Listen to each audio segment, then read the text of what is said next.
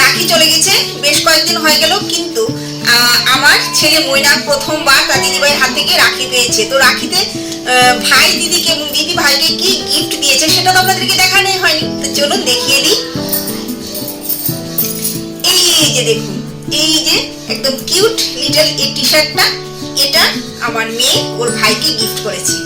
ও আমার মেয়ে তো টিউশন করে, ও নিজের পয়সায় কিন্তু ভাইয়ের জন্য গিফটটা এনেছে, এই টি শার্টটা আর সঙ্গে এই প্যান্ট।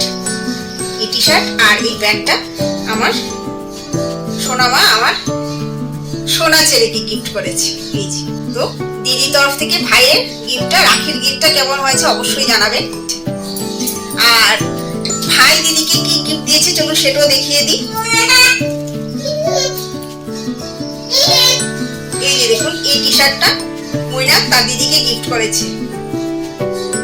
যদি এটা দেখতে আপনাদেরকে বোঝাতে পারছি না যে ডিজাইনটা কিরকম বা কালারটা কিরকম, কিন্তু বিশ্বাস করুন ড্রেসটা টি শার্টটা এতটা সফট, আর কালারটা না একদম কিন্তু এই সাদা নয়, এটা অনেকটা ওই ক্রিম কালার। মৈনাকের তরফ থেকে তার দিদির জন্য রাখির গিফট। কেমন হয়েছে অবশ্যই জানাবেন। টাটা।